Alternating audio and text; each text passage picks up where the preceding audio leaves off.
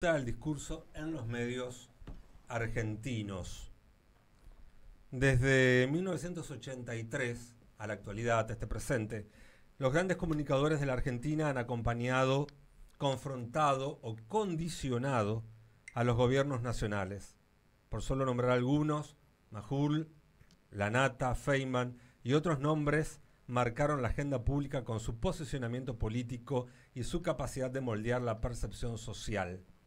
Pregunta, ¿hasta qué punto los medios influyeron en el devenir de la democracia? El regreso de la democracia en 1983 trajo consigo la promesa de una prensa absolutamente libre. Con Raúl Alfonsín, la mayoría de los medios buscaron sostener el consenso democrático y acompañar también este proceso de reconstrucción institucional. Sin embargo, pronto surgieron tensiones. La cobertura crítica del juicio a las juntas, las leyes de obediencia debida y punto final, y finalmente la crisis hiperinflacionaria que marcaron un giro en la relación entre la prensa, los medios de prensa y los comunicadores y el poder. Ya en la década del 90, en los años 90, bajo Carlos Menem, los grandes multimedios, en especial Clarín y Nación, abrazaron el modelo neoliberal. Periodistas como Joaquín Morales Solá o Mariano Grondona funcionaron como legitimadores del menemismo, mientras que otros críticos quedaron relegados a medios alternativos. La concentración mediática, la privatización de canales y radios consolidaron un poder comunicacional capaz de blindar al oficialismo frente a denuncias de corrupción. La crisis del 2001 y la llegada de Néstor Kirchner allí por el año 2003 transformaron el mapa político. Jorge Lanata, que en los 90 se había posicionado como una voz disruptiva contra el poder, recordarán ustedes a través, por ejemplo, del diario Página 12, viró hacia una oposición férrea respecto al kirchnerismo, primero con su Día D en América y luego desde el grupo Clarín. Luis Majul también, que hoy mi compañero lo mencionaba, con su estilo inquisitivo se convirtió en una de las caras visibles de la denuncia permanente contra Cristina Fernández de Kirchner, amplificando la agenda judicial y también la política de oposición. En paralelo emergieron voces oficialistas o afines al proyecto nacional y popular.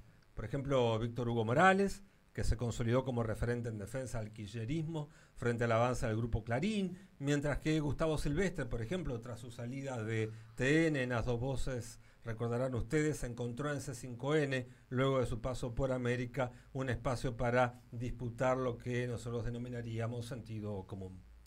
Durante el gobierno de Mauricio Macri, del 2015 al 2019, la balanza mediática mostró su peso. Gran parte de la prensa hegemónica jugó un rol de blindaje, minimizando los impactos del ajuste económico, la deuda del Fondo Monetario Internacional, contraída por el actual también ministro de Economía, Caputo. Sí, y por supuesto también un blindaje al tema de los tarifazos. En contraste, periodistas como Roberto Navarro y programas como El Destape eligieron como contrapeso narrativo la denuncia de aquello que el resto no relataba y al mismo tiempo invisibilizaba. Con la llegada de Alberto Fernández y luego de Javier Milei, el escenario volvió a cambiar. Eduardo Feynman y Jonathan Viale se posicionaron como portavoces del discurso opositor al frente de todos, empujando la agenda de la casta política que Milei capitalizó. Hoy, en la actualidad, con un presidente libertario que gobierna más que, sobre todo por redes sociales,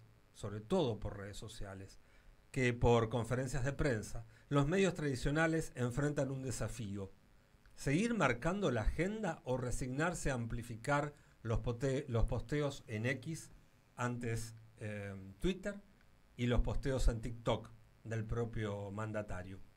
El impacto tal vez que habría que analizar sobre la audiencia y los gobiernos, ¿no? El periodismo argentino dejó de ser un mero mediador de la información para convertirse en actor político de peso.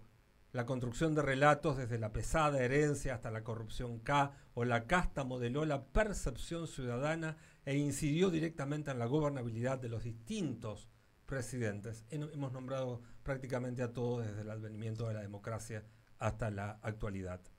La agenda judicial impulsada por ciertos medios erosionó la imagen de Cristina Fernández, el blindaje mediático sostuvo a Macri en medio de la crisis y hoy el discurso fragmentado y polarizado condiciona el margen de adicción al oficialismo libertario, debemos decir, actualizando también esto que escribí apenas ayer, cada vez menos.